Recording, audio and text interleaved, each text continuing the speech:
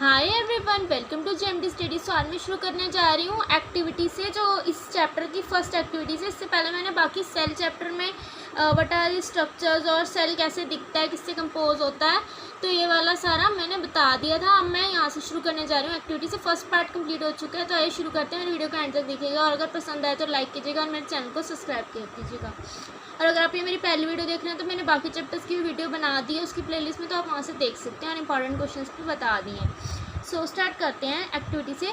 We can try preparing temporary mounts of leaf peels, tips of roots of onion और even peels of onions of different sizes. तो वो कहते हैं कि हम क्या कर सकते हैं, टेम्परेरी माउंट्स बना सकते हैं लीफ के छिलकों का, और साथ ही साथ अनियन के जो रूट्स होते हैं टिप उनका, और साथ ही साथ अनियन के छिलकों का भी अलग अलग साइजेस में, जो अलग अलग साइजेस के हैं। After performing the above activity let us see what the answers to the following questions would B.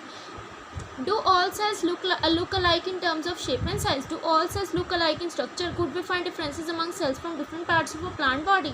What similarities could we find? तो कहते हैं कि क्या सारे सेल एक जैसे दिखते हैं शेप और साइज में? क्या सारे सेल का स्ट्रक्चर एक जैसा होता है?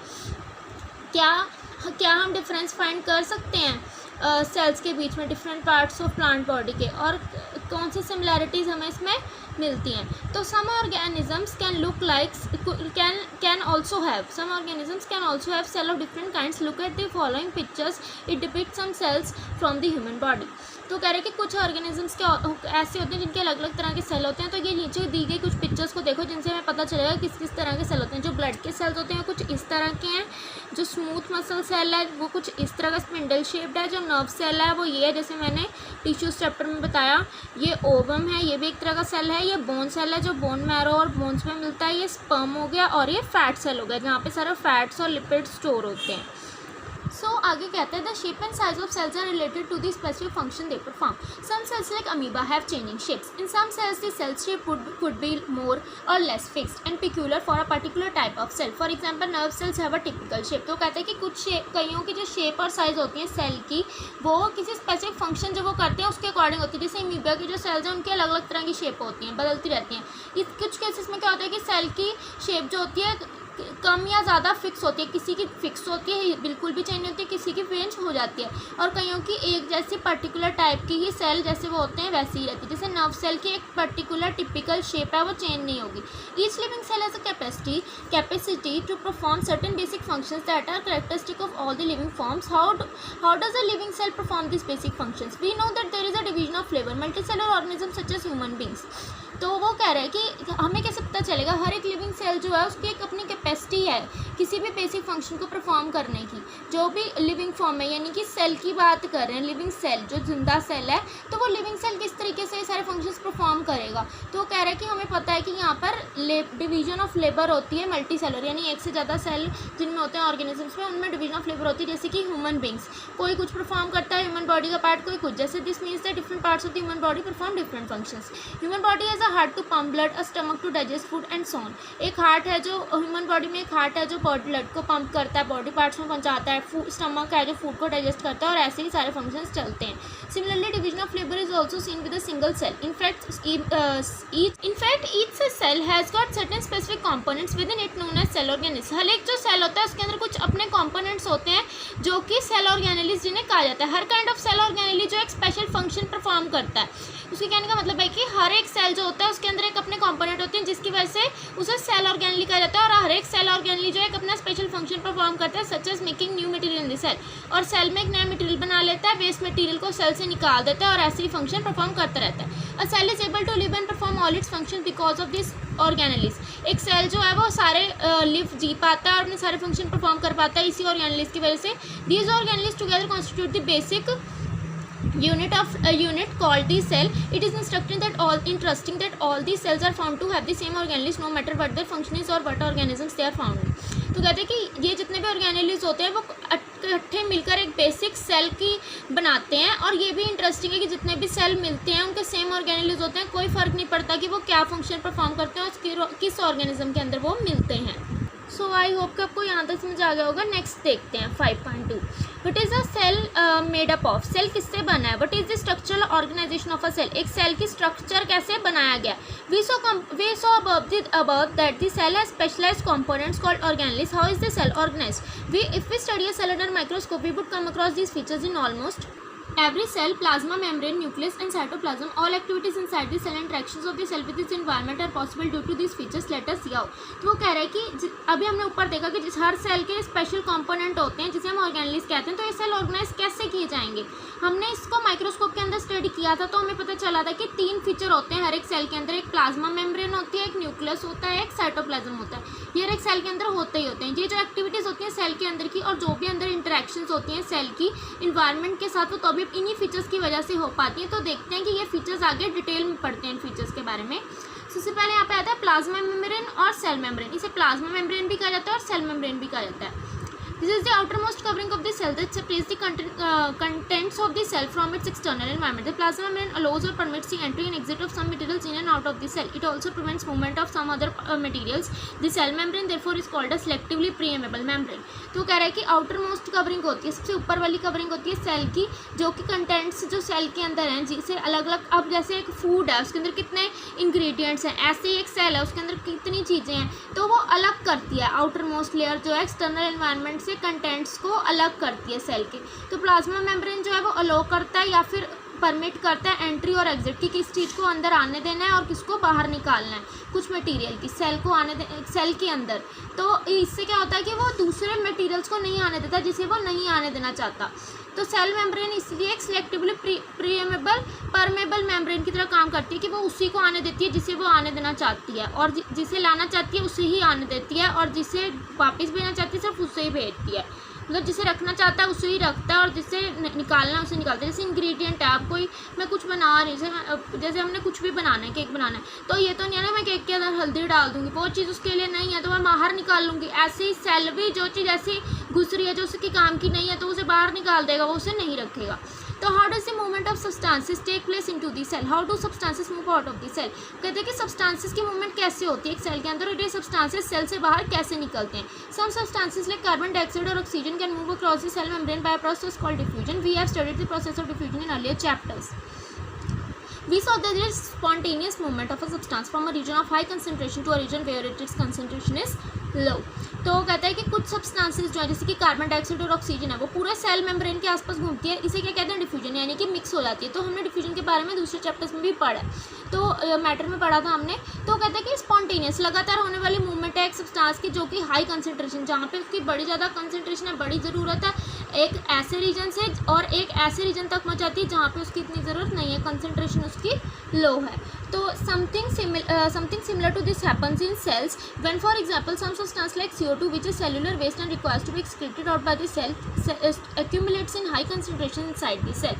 In the cell external environment the concentration of CO2 is less compared to inside the cell. As soon as there is difference of concentration of CO2 inside and outside a cell, तो कहते हैं कुछ इसी तरह से sales में भी होता है। जैसे कि एग्जांपल ले लेते हैं कि जैसे CO2 है जो कि एक सेलुलर वेस्ट है और बाहर निकालना है सेल से। अब सेल के अंदर हमारी बॉडी के अंदर भी सेल्स हैं, तो क्या वो CO2 थोड़ी रखते हैं तो बाहर निकालते हैं, तो वो कैसे होता है हाई कंसनट्रेशंस में होते हैं वो सेल के अंदर, तो उसे बाहर निकालते हैं। तो एक्सटर्नल एनवायरनमेंट का जो सेल का एक्सटर्नल एनवायरनमेंट है, बाहर वाला हिस्सा है, उसके अंदर CO2 की कंसनट्रेशन कम है अंदर के बजाय, बाहर ज़्यादा है अंदर कम है। तो यही डिफरेंस है कंसनट्रेशन ऑफ CO2 का बाहर और अंदर में, कि सेल के अंदर और सेल के बाहर क्या डिफरेंस होगा, CO2 कितनी होगी, इसमें वही डिफरेंस है। CO2 moves out of the cell from a region of high concentration to a region of low concentration outside the cell by the process of diffusion. Similarly, O2 enters the cell by the process of diffusion when the level or concentration of O2 inside the cell decreases. Thus, diffusion play an important role in gaseous exchange between the cells as well as the cell and its external environment. तो कह रहे हैं कि CO2 की ना मतलब carbon dioxide, CO2 means carbon dioxide, उसकी क्या होती है सेल के अंदर कम होती है compare to inside the cell. CO2 कम होती है सेल के कंपैरिजन में बाहर। तो एज सून एज जैसे ही डिफरेंस होता है कंसनट्रेशन ऑफ CO2 में बाहर और अंदर, इसी से मिलता है। वो कहता है CO2 जो है सेल के बाहर मूव करती है एक हाई कंसनट्रेशन से लो कंसनट्रेशन में, सेल के बाहर मूव करती है किस प्रोसेस के थ्रू, डिफ्यूजन के थ्रू, हाई से लो में जाती है। तो इसी तरह से ऑक्सीजन जो है वो सेल में एंटर करती है डिफ्यूजन के प्रोसेस के थ्रू व्हेन द कंसंट्रेशन का मतलब है लेवल, कि उसका लेवल कितना है, हाई है लो है। इसी तरह से कंसंट्रेशन और लेवल एक ही चीज़ है। तो जो लेवल या फिर कंसंट्रेशन है उसका O2 का सेल के अंदर वो डिक्रीज हो जाता है जैसे ही वो बाहर से लेता है। तो डिफ्यूजन एक इंपॉर्टेंट रोल प्ले करती है गैसियस एक्सटेंड, गैसेस को एक्सटेंड करने का, O2 लेने का सेल के अंदर और CO2 बाहर निकालने का, between the cells as well as the cell and its external environment. So water also obeys the laws of diffusion. The moment of movement of water molecules through such a selectively permeable membrane is called osmosis। तो वो ये कह रहे हैं कि water के अंदर भी एक स्पेशल टाइप ऑफ, मतलब वो भी फॉलो करता है लॉ को, जिसमें वाटर मॉलिक्यूल्स जो हैं वो किसके थ्रू, सेलेक्टिवली परमेबल मेम्ब्रेन के थ्रू होते हैं, जिसे हम ओस्मोसिस कहते हैं। उसके थ्रू वाटर मॉलिक्यूल्स मूव करते हैं। तो movement of water across the plasma membrane is also affected by the amount of substance dissolved in water. This osmosis is the passage of water from the region of high water concentration through a selectively permeable membrane to a region of low water concentration till equilibrium is reached. तो कहता है कि water की movement जो plasma membrane के आसपास या फिर सेल मेम्ब्रेन के आसपास होती है वो किससे इफेक्ट होती है कि कितना पानी उस सब्सटेंस ने डिजोल्व कर लिया, amount of substance dissolve in water, कितना पानी उसके अंदर डिजोल्व हो गया। तो ओस्मोसिस जो है एक वाटर का पैसेज है जो एक हाई वाटर कंसंट्रेशन से लो वाटर कंसंट्रेशन प्रीएमेबल मेम्ब्रेन तक जाएगा। प्रीएमेबल मेम्ब्रेन के थ्रू हाई वाटर कंसंट्रेशन लो वाटर कंसंट्रेशन तक पहुंचता है, जब तक वो वहां तक नहीं पहुंच जाता जहां तक उसकी जरूरत है, यानी कि दोनों जब तक इक्वल नहीं हो जाते। इक्विलिब्रियम का मतलब है दोनों चीज़ें इक्वल नहीं हो जाती। तो what will happen if we put a animal cell or a plant cell into a solution of sugar or salt in water। क्या होगा अगर एनिमल सेल या फिर प्लांट सेल को मैं वाटर के या सॉल्ट के या शुगर के सॉल्यूशन में डाल दूँ जिसके अंदर पानी है। तो one of the following 3 things could happen, इन तीनों में से कोई एक चीज़ हो सकती है। If the medium surrounding the cell has a higher water concentration than the cell, meaning that the outside solution is very dilute, the cell will gain water by osmosis. Such a solution is known as hypotonic solution. तो वो कहता है कि अगर बाहर का जो cell के आसपास का मीडियम है वो उसमें पानी की कंसंट्रेशन लेवल बहुत ज़्यादा है, सेल के बजाय बाहर ज़्यादा है अंदर कम है, इसका मतलब है कि आउटसाइड सॉल्यूशन जो है बहुत ज़्यादा डिल्यूट है, तो सेल जो है वाटर गेन कर लेगा ऑस्मोसिस के थ्रू। तो ये सॉल्यूशन को हम क्या कहेंगे, हाइपोटोनिक सॉल्यूशन। तो water molecules are free to pass across the cell membrane in both directions, but more water will come into the cell than will leave. The net overall result is that water enters the cell is likely to swell up। तो water molecules जो है वो cell membrane के आसपास पास होंगे दोनों directions में। इससे क्या होगा, ज़्यादा वाटर सेल के अंदर आ पाएगा, कम निकलेगा, ज़्यादा आएगा। तो नेट ओवरऑल रिजल्ट जो होगा वाटर उसमें ज़्यादा एंटर कर जाएगा और सेल जो है वो फूल जाएगा पानी के आने से। तो नेक्स्ट देखते हैं, if the medium is exactly the same water concentration as the cell there will be no net movement of water across the cell membrane. Such a solution is known as isotonic solution. कहता है कि वो medium जो exactly same water concentration है जिसका cell की तरह, तो वहाँ पर कोई भी मूवमेंट ऑफ वाटर नहीं होगा सेल मेम्ब्रेन के आसपास। तो ऐसे सॉल्यूशन को हम क्या कहेंगे, आइसोटोनिक सॉल्यूशन। जहाँ पे सेम है, ना ज़्यादा है ना कम है, सेम है, वहाँ पे कोई मूवमेंट नहीं होगी और वो आइसोटोनिक सॉल्यूशन कहलाएगा।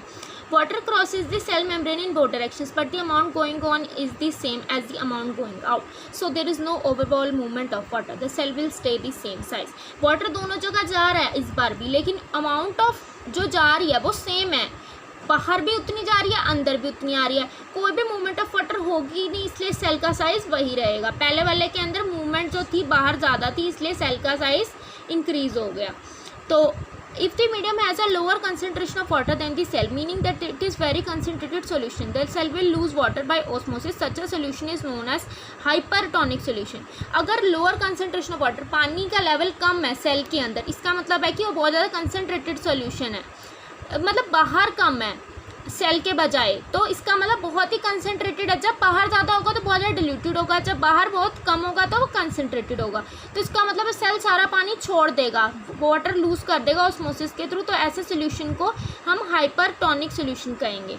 Again water crosses the cell membrane, दोनों डायरेक्शन में अब फिर से करेगा, पर इस वक्त ज़्यादा पानी जो है वो सेल छोड़ देगा, पहले के बजाय छोड़ेगा ज़्यादा और एंटर कम करेगा, तो सेल जो है श्रिंक हो जाएगा। जब पानी अंदर जाता है तो वो स्वेल हो जाता है, फूल जाता है, और जब पानी छोड़ देता है ज़्यादा तो वो श्रिंक हो जाता है। तो ओस्मोसिस एक स्पेशल केस ऑफ डिफ्यूजन है जो कि एक सिलेक्टिवली परमेबल मेम्ब्रेन के थ्रू होता है। तो आइए इस एक्टिविटी के थ्रू से और जानने की कोशिश करते हैं।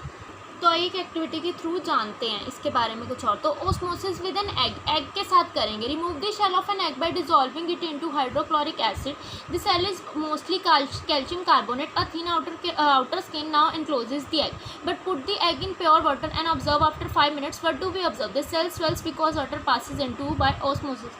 तो कहता है कि शेल रिमूव करनी है, एक एग की ऊपर वाला हिस्सा रिमूव करना है और उसको hydrochloric acid, dilute hydrochloric acid में डिसॉल्व करना है। तो शेल जो है वो कैल्शियम कार्बोनेट से बनी होती है, इसलिए जो आउटर स्किन है वो अब एग को एनक्लोज कर लेगी।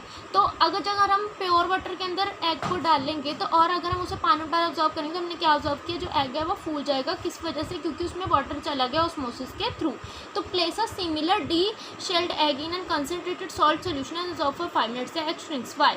तो कह रहे हैं कि एक हम डी शेल्ड एग, बिना शेल का एग डालेंगे कंसनट्रेटेड सॉल्ट सोल्यूशन है, पानी, नमक वाले पानी में, और 5 मिनट तक ऑब्जर्व करेंगे, वो सेल जो है वो श्रिंक हो जाएगा। ऐसा क्यों? क्योंकि वाटर जो एग की सोल्यूशन से बाहर निकल जाएगा, सॉल्ट सोल्यूशन में चला जाएगा, क्योंकि सॉल्ट सोल्यूशन जो है वो ज़्यादा कंसनट्रेटेड था।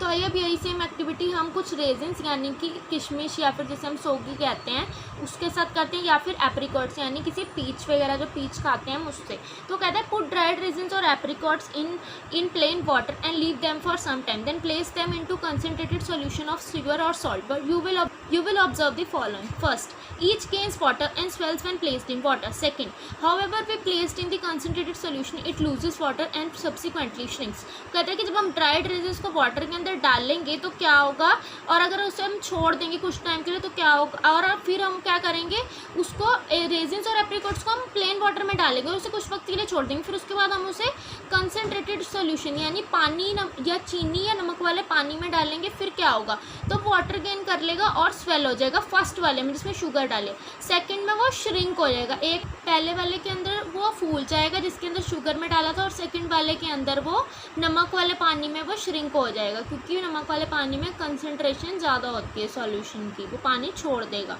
तो unicellular fresh water organisms and most plant cells tend to gain water through osmosis. Observation of water by plant roots is also an example of osmosis. Unicellular जो सिंगल सेल वाले fresh water organisms होते हैं, जो कि ज़्यादातर plant cells होते हैं, वो वाटर गेन कर लेते हैं ओस्मोसिस के थ्रू, और वाटर का जो ऑब्जर्प्शन होती है प्लांट रूट्स जो कर लेती हैं वो भी एक ओस्मोसिस का एग्जाम्पल है। जैसे कि दस diffusion is important in exchange of gases and water in the life of a cell. In addition to this the cell is also obtain nutrition from its environment. Different molecules move in and out of the cell through a type of transport requiring use of energy। तो diffusion जो है बहुत ज़्यादा gases को exchange करने के लिए और वाटर को एक्सचेंज करने के लिए सेल की लाइफ में बहुत ज़्यादा जरूरी है डिफ्यूज़ करना। और इसी के साथ साथ जो सेल होता है वो न्यूट्रिशन कहाँ से लेता है, बाहर वाले इन्वायरमेंट से, और डिफरेंट मॉलिक्यूल्स जो अलग अलग तरह के मॉलिक्यूल्स हैं उसके अंदर वो मूव इन एंड आउट, वो या तो कुछ अंदर आते हैं कुछ बाहर जाते हैं सेल में, सेल के अंदर कुछ आते रहते हैं कुछ जाते रहते हैं, और इसी तरह से टाइप ऑफ ट्रांसपोर्ट ऐसा करने के लिए हमें एनर्जी की जरूरत होती है। तो the plasma membrane is flexible, is made up of organic molecules called lipids and proteins. However we can observe the structure of the plasma membrane only through an electron microscope. तो कहते हैं plasma membrane बड़ी flexible होती है और organic molecule से बनी होती है, जिसे हम लिपिड्स और प्रोटीन्स कहते हैं। हम इस स्ट्रक्चर ऑफ प्लाज्मा मेम्ब्रेन को ऑब्जर्व तभी कर सकते हैं, किसके थ्रू कर सकते हैं, इलेक्ट्रॉन माइक्रोस्कोप के थ्रू। एक स्पेशल टाइप ऑफ माइक्रोस्कोप होता है जो flexibility of cell membrane also enables the cell to engulf in food and other material from its external environment. Such processes are known as enterostosis, cytosis. Amoeba acquires its food through such processes। तो वो कहता है cell membrane की जो flexibility है वो cell को enable करती है कि वो फूड में अच्छे से मिक्स हो सके और दूसरे मटेरियल में भी बाहर के इन्वायरमेंट से और फ्रॉम इट्स एक्सटर्नल इन्वायरमेंट ले सके। और ऐसा प्रोसेस को हम क्या कहते हैं, एंडोसाइटोसिस, और अमीबा जो है वो फूड इसी प्रोसेस से एक्वायर करता है। सो आई होप कि आपको बहुत अच्छे से सारे समझ आ गया होगा। मैंने यहाँ पे सारा ये मतलब ये वाला कंप्लीट कर दिया टॉपिक। नेक्स्ट टॉपिक में आगे मैं नेक्स्ट वीडियो में डालूंगी। अगर आपको पसंद आया तो please like my video, subscribe to my channel and also tell your friends about my channel. And if you have till not watch my videos previous videos, you can watch it in the playlist. I have created playlist of all my chapters of science. So till then, bye bye and thanks for watching.